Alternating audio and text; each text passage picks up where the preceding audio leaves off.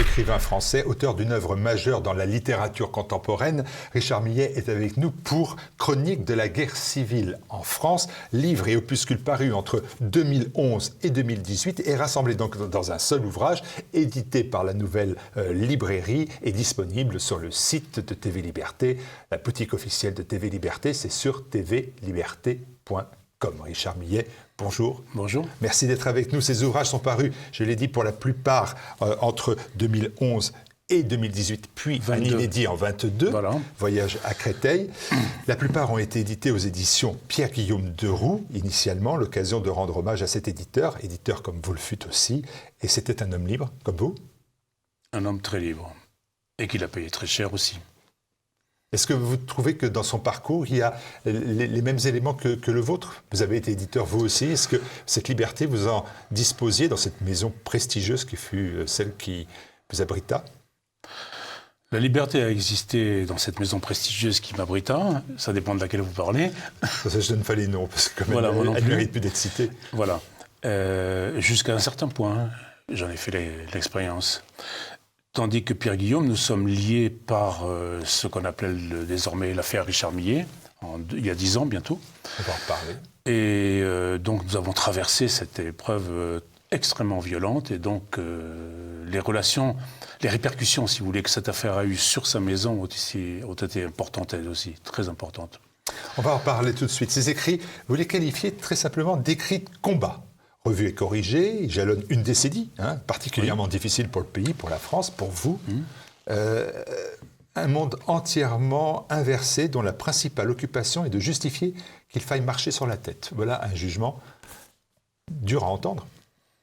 C'est le bon sens qui parle, tout simplement. Il se trouve que tout ce dans quoi j'ai été, vous aussi, élevé, disons, appelons ça, l'honnête homme, ou en tout cas ce qu'il en restait du XVIIe siècle, se trouve entièrement renversé, inversé. C'est pas moi qui d'ailleurs dit cela, c'est Debord qui, il y a 40 ans, avait déjà théorisé ça.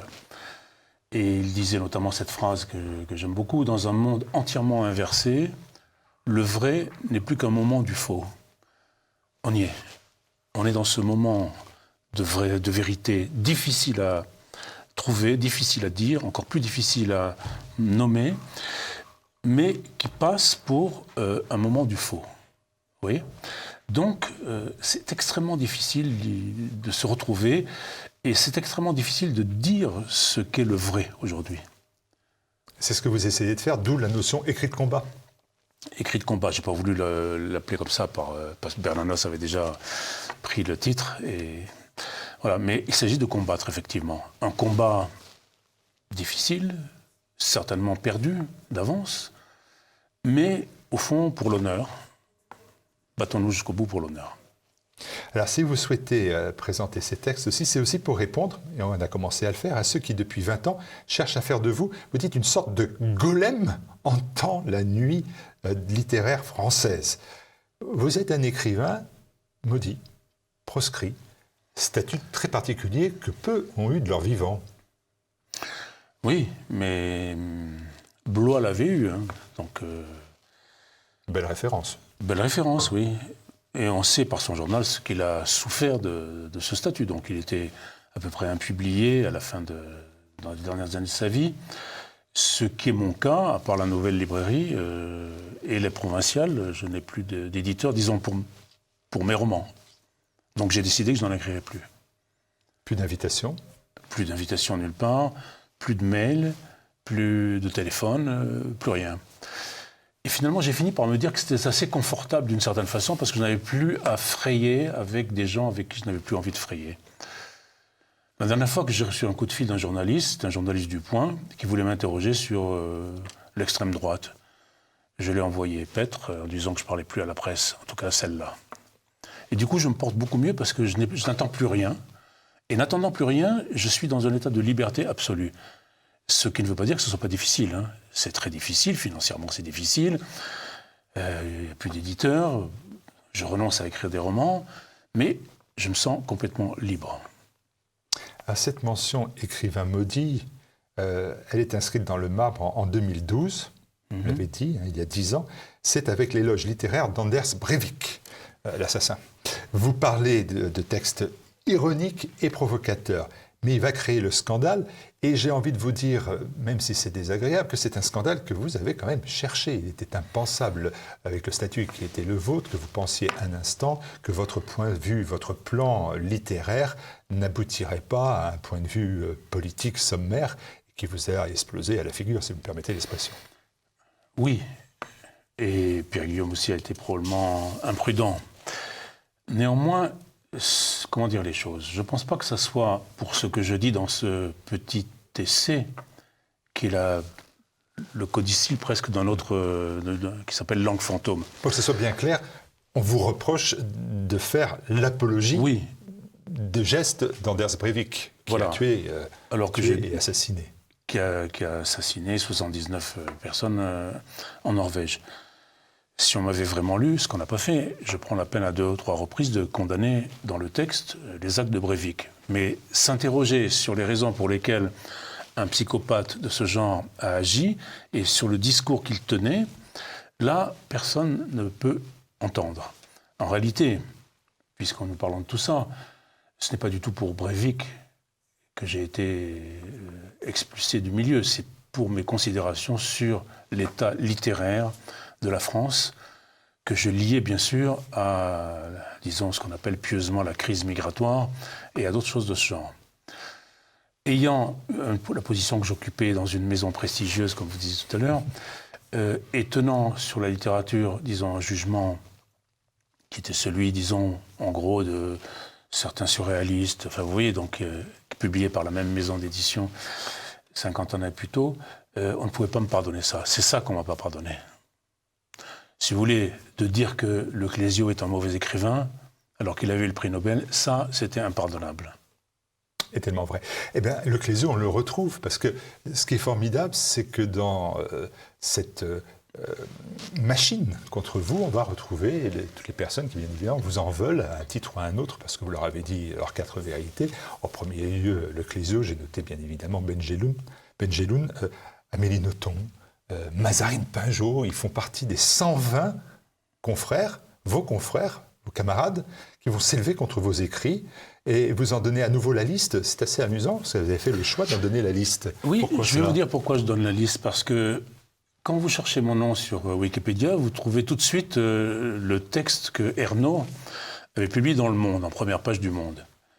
J'admire ces gens qui sont des rebelles, qui ont la première page du Monde. Moi, si j'avais voulu m'exprimer, je n'aurais que... Non, jamais. Un an après ou jamais, la dernière page du Monde. Donc, vous cherchez mon nom, vous trouvez le texte d'Ernaud tout de suite, mais les gens qui ont signé cette liste ont disparu. Je trouve ça très étrange. Est-ce que certains ont honte, vous voyez ? Et certains noms, honnêtement, ont disparu aussi. D'ailleurs. Certains noms ont disparu. Il y en a même qui sont morts, ce qui m'a beaucoup réjoui. Ah oui, vous dites... Mais morts physiquement, hein, je veux dire. Oui. Ils ont disparu de la surface de cette terre, ils sont en enfer, donc ça m'a beaucoup réjoui.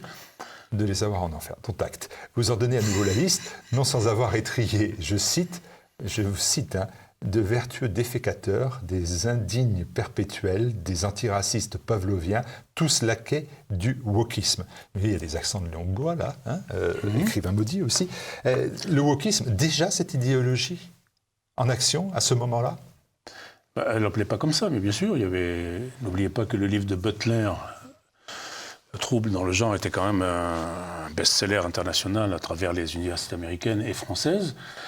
Et si vous liez ça avec l'antiracisme d'État, vous obtenez effectivement ce qui se passe aujourd'hui, même si c'était moins virulent. Mais enfin, Le Clésio et les autres nous rappelaient quand même que l'homme blanc était déjà depuis longtemps pourri, coupable, etc., etc. Solitude. Parce que de cette affaire-là, de cette cabale contre vous, va naître cette notion de solitude. Alors on la voit bien évidemment à travers des actes factuels, comme la mort de votre épouse, bien sûr, qui entraîne la solitude, à travers aussi la mort sociale, puisque c'est celle qu'on essaie de vous appliquer. Vous dites « J'attendais seul dans mon bureau la décision d'Antoine Gallimard de me licencier ». Vous voyez, j'ai dit que je n'avais pas donné le nom de la maison d'édition.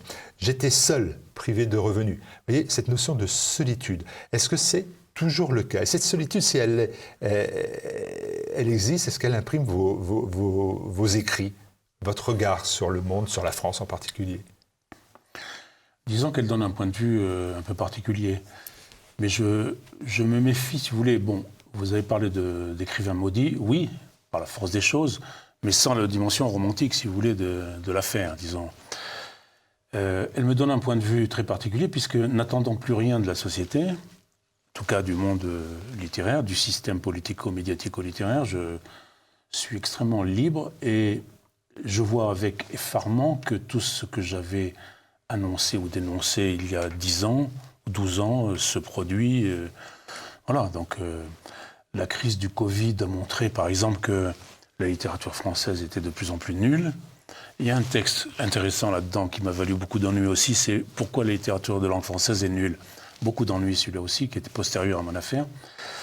Donc, si vous voulez, c'est un système qui, on le sait très bien, népotiste, corrompu jusqu'à la moelle, 3500 prix littéraires, il faut quand même... vous voyez.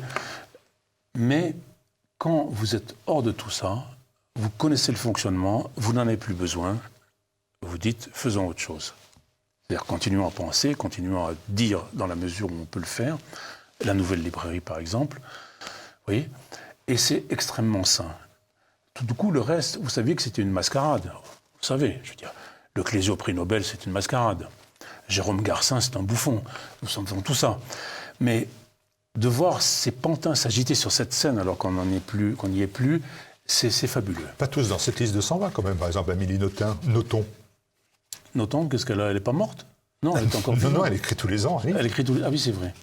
Il n'y en a pas d'autres qui trouveraient quand même, malgré le fait qu'il s'est procédé à ce type de vilainie, trouveraient quand même, à vos yeux, quelques circonstances atténuantes, je ne sais pas, parmi eux? Olivier Adam, Philippe Adam. Il y en a deux dont je ne citerai pas le nom qui ont fait amende honorable. Donc voilà. Donc c'est 120 moins 2. 118. 118. Mais il y a aussi, et c'est peut-être une des choses les pires, dans cette liste, il y a des auteurs dont je m'occupais chez Gallimard. Des gens que j'ai soutenus, qui n'ont pas hésité à signer mon ordre de relégation dans la Sibérie orientale. Vous voyez ? Ordre d'exécution. Très bien. Très bien. Votre seul tort est de dire la vérité à des gens qui ne veulent sans doute pas l'entendre. Ça, c'est ce que vous dites. Mais en fait, ils sont quand même de plus en plus nombreux à l'entendre. À cet égard, on peut dire qu'un tiers des Français, au moins, parce que nul n'est le propriétaire de la notion d'identité, mais au moins un tiers ont démontré que cette notion de dépossession de la culture ou de l'identité était pour eux une priorité. Leur civilisation et leur vie valent mieux que leur porte-monnaie. C'est plutôt un motif d'espérance, d'espoir, ou ça ne trouve pas grâce à vos yeux? Il faut toujours espérer. Voilà, le catholique que je suis veut espérer constamment. Et je ne veux pas séparer cet espoir de ce qui se passe actuellement. Même si c'est extrêmement difficile. C'est de plus en plus difficile. Vous parlez d'un tiers. Transposez ça dans le monde des médias. C'est 99,9%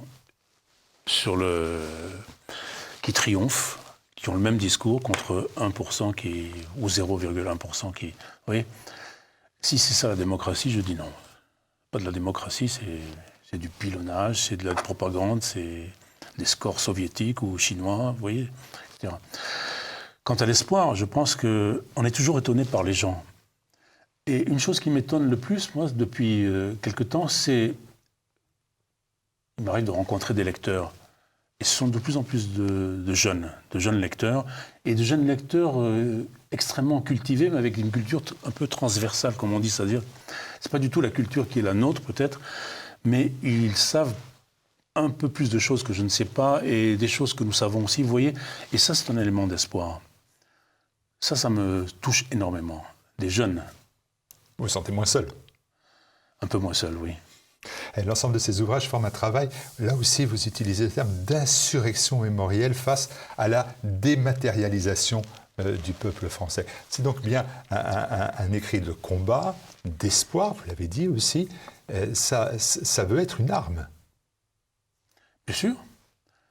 Il suffit qu'une personne s'empare d'un texte et le fasse lire à d'autres pour que ça se multiplie, si vous voulez. Le trajet des textes est tout à fait fascinant, dans l'histoire en général. Si vous voulez. Par exemple, Blois, il a eu une période, mettons pendant presque 100 ans, où on le lisait pas beaucoup. Très peu même. Il n'était pas complètement oublié, mais bon, on lisait ses contes. Borges aimait beaucoup ses contes, ses histoires désobligeantes. Mais d'un seul coup, il est revenu. Pourquoi il ressort? C'est comme Bernanos. Pourquoi d'un seul coup, c'est... Vous voyez, d'un seul coup, parce qu'on en a besoin. Parce qu'on a besoin de ces combattants-là. Et donc, ça aussi, c'est un signe d'espoir. Donc, je ne prétends pas me comparer à Blois ni à Bernanos, mais je m'inscris dans cette lignée, oui, volontiers. Dans Fatigue des sens, un des ouvrages qui sont dans cette chronique de la guerre civile en France, qui date de 2011, vous écrivez « Nous sommes entrés dans un monde », ça date de 2011, nous sommes entrés dans un monde post-démocratique, un monde horizontal qui se caractérise par le renoncement à toutes les valeurs de verticalité. Et c'est ainsi qu'il faut qualifier la France de Macron. Est-ce que la France de Macron, c'est une France post-démocratique? Est-ce qu'elle est la visualisation de votre propos de 2011 ou pas? Oui, tout à fait. Au-delà de la personnalité de Macron, mais de ce qu'il représente. Oui, ce que Macron représente, c'est tout à fait ça. C'est prétendre être un lecteur de Ricoeur, alors qu'il est un agent de la mondialisation la plus effrénée. Oui, c'est un peu ça. Et ce n'est même pas une contradiction, c'est comment dirais-je, un déguisement. Est-ce que Macron va à l'église? Est-ce que Macron respecte véritablement la culture? Je ne suis pas sûr de tout ça. Quand on donne, par exemple, une enveloppe à la culture pour aider tout ce que vous savez, en fait, c'est pour aider le rap, pour aider un cinéma français qui est de plus en plus nul. Enfin, vous voyez ce que je veux dire, c'est pas du tout... Donc, si vous voulez, je reviens à ce que je disais en entrant. Les valeurs qui nous ont faites, qui étaient des valeurs liées à quelque chose de vertical, sans forcément être des valeurs qui avaient trait au sacré, n'existent plus. Le système de pensée hiérarchique, le système de critique, tout ça n'existe plus. Donc, effectivement, c'est une espèce de mosaïque de choses que les réseaux sociaux incarnent parfaitement, si vous voulez. Incarnent au sens... c'est un faux ami, d'ailleurs, parce qu'il n'incarne rien du tout. Il dématérialise, justement, pour employer un mot que vous avez cité. Dans cette France de Macron, qui semble devoir perdurer, tout au moins dans son esprit, au moins, quels sont les mots les plus cruels à vos yeux? Ceux qui mènent à la guerre civile que vous évoquez. La guerre civile, si vous voulez, ça peut faire sourire ou paraître excessif, mais lorsqu'un État n'est plus capable d'assurer la cohésion républicaine d'une nation, on est dans un schéma de Hobbes, si vous voulez. C'est la guerre de tous contre tous étant les communautés qui se haïssent, etc., etc. Vous voyez, c'est ce qu'on voit actuellement. La guerre communautaire est déjà en cours. On le voit aussi bien par les attentats que par les menées des musulmans sur le plan juridique, n'est-ce pas, qui grignotent du terrain un peu partout. Vous avez aussi ces menaces d'éclatement corse, breton, antillais, etc., vous voyez, de la République. Vous avez une école, un système scolaire qui est en pleine déliquescence. Ça fait beaucoup, si vous voulez. Et l'idée républicaine n'existe quasiment plus. Le système assimilationniste est mort. Donc, c'est le moindre incident, mais le feu aux poudres. Là, ce sont les banlieues qu'on rebaptise violence urbaine pieusement, ou tension. Tension, ça me fait beaucoup rire. Vous voyez? Dans le débat de l'élection présidentielle, le débat entre M. Macron et Mme Le Pen, c'est Emmanuel Macron qui dit à Mme Le Pen « Vous êtes facteur de guerre civile parce qu'en voulant interdire le voile sur l'espace public, vous êtes fauteur de guerre civile. » Est-ce que, pour vous, c'est encore une inversion des valeurs? Tout à fait. Au fond, Macron ne fait que dire sur le mode politique ce que vous voyez, par exemple, aux Champs-Élysées, dans la boutique Adidas. Vous avez deux photos, une fille avec un hijab en train de jouer au basket et une sportive transgenre. Tout est dit. Champs-Élysées, vitrine de la France, Adidas, mondialisation, Macron dit ça et Adidas le fait. Révisionnisme woke aussi, qui articule hystérie néo-vectorienne et gauchisme culturel. Tout cela en même temps. Mais oui, quoi de plus vertueux que le woke? Ils sont en train de réviser l'histoire au nom de la grande vertu, c'est-à-dire C'est un schéma protestant, n'est-ce pas? C'est un schéma absolument protestant. Tout ce qui a été fait, Colbert est forcément un abominable personnage. Enfin bon, je ne sais pas, quand nous étions enfants, nous rêvions Savorgnan de Brazza, Livingstone, tout ça nous faisait rêver. Ça ne voulait pas dire qu'on disait que l'esclavage était magnifique, des choses comme ça, vous voyez. Là, il n'y a plus de rêve, quoi. C'est que ma sœur devienne transgenre. Non, ce n'est pas des rêves, ça. Il n'y a plus d'aventure. Alors, les gauchistes, là-dessus, vont vous dire que le corps, c'est le nouveau terrain de l'aventure, que, etc., etc. Je n'y crois pas. Je crois que, de toute façon, ce qu'on appelle encore la culture, n'est plus la culture au sens réel du mot, c'est plus ce qu'on appelle maintenant le culturel. C'est-à-dire, il n'y a plus, si vous voulez, d'œuvres, il y a des produits culturels. On pourrait mettre en face de Adidas la même chose, produits culturels. La FNAC l'avait fait, je crois. C'est pas gêné. Dernière question, malheureusement déjà dernière question. Est-ce qu'il faut se résigner? Vous mettez en exergue de cet ouvrage une citation de Léon Bloy. Nous dire voici, nous dire voilà. Je vais la citer, oui, car je la trouve dure à entendre.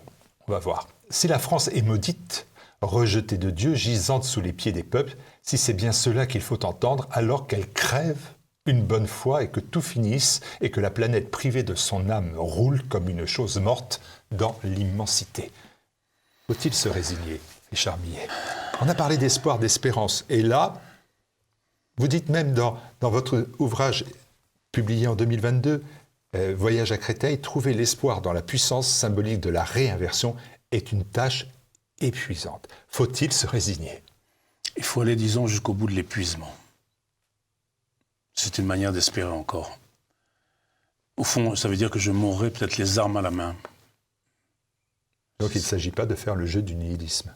Ah, surtout pas. Jamais. Quelle horreur.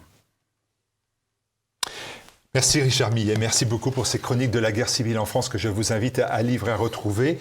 Et ce sont des ouvrages qu'il faut vraiment avoir lus. Je vous invite vraiment à aller sur la boutique de TV Liberté pour acquérir tout de suite cet ouvrage publié, je le rappelle, à la Nouvelle Librairie. Merci à vous.